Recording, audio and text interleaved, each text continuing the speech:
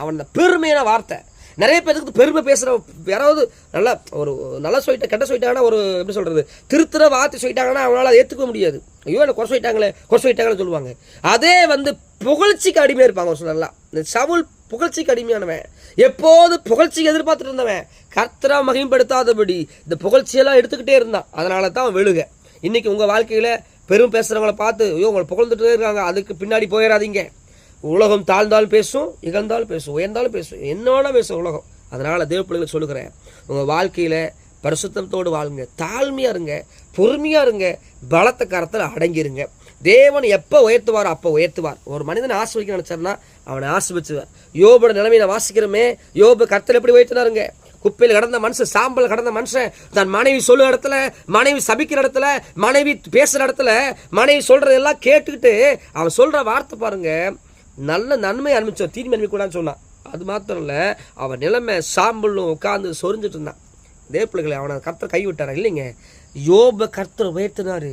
இன்னைக்கு உங்களை வாழ்க்கையில் ஏன் கைவிடுற மாதிரி சூழ்நிலை இருக்குன்னா, ஏதோ ஒரு இடத்துல உங்களுக்குள்ள பெருமை இருக்குது, மற்றவங்க புகழ்ச்சியான வார்த்தையை எதிர்பார்த்துட்டு இருக்கிறீங்க, என்கரேஜ் பண்ணணும்னு நினைக்கிறீங்க. உங்களை பரலோகம் என்கரேஜ் பண்ணும். ஒரு முறை ஒரு ஊழியர், நல்ல ஊழியம் பண்ணிருந்தவர், நல்லா ஊழியம் பண்ணிருந்த மனுஷன், அவங்க மனைவிட்ட சொல்லிட்டு இப்போ ஒரு நாளைக்கு ஊழியத்துக்கு போனால், அங்கே போனேன் இங்கே போனேன், மனைவி எதுவுமே சொல்லலை, ஒரு வார்த்தை கூட மனைவி என்கரேஜ் பண்ணலை. இன்னும் ஜெபம் பண்ணுங்க, இன்னும் வேத மாதம் பத்தாது போங்க அப்படின்ட்டு இருந்தாங்க. இவருக்கு பயங்கர கோபம். இவருக்கு என்னடா நம்ம பண்ணுற ஊழியத்தை இவன் எப்போது என்கரேஜ் பண்ண மாட்டேறா, நம்ம மனசை உடச்சிடான்னு சொல்லி இவர் ரொம்ப டென்ஷன் ஆகி போய் இதுக்காக சாட்டிட்டார். உட்காந்து ஏன் இப்படி பேசுகிற, ஏன் இப்படி என்னை காயப்படுத்துகிற, ஏன் என்னை புரிஞ்சுக்கலன்னு சொல்லி அவர் உள்ளே உட்காந்து அழுக ஆரம்பிச்சிட்டார். அவங்க மனைவி வந்து தட்டி மெதுவாக கூப்பிட்டாங்களா, நீங்கள் நல்லா பண்ணுறீங்க, அது ஓகே தான், அது கத்த சித்தம் தான், இல்லைன்னு சொல்லவே இல்லை. ஆனால் நான் சொல்கிற அந்த பெருமையின் வார்த்தையில் நீங்கள் விழுந்து விடக்கூடாது. பெருமை பேசுகிற எந்த மனிதன் லூசிபர் இருப்பான். பெருமையான வார்த்தை மயங்கி பின் போகிறதெல்லாம் வேஸ்ட்டு.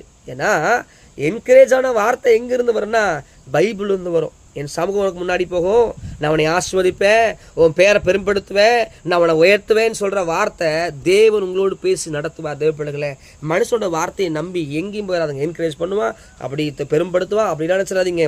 நான் நிறைய பார்த்துருக்குறேன் ஊழியங்களில் அநேகருடைய வார்த்தைகள் பயங்கரமாக இருக்கும்.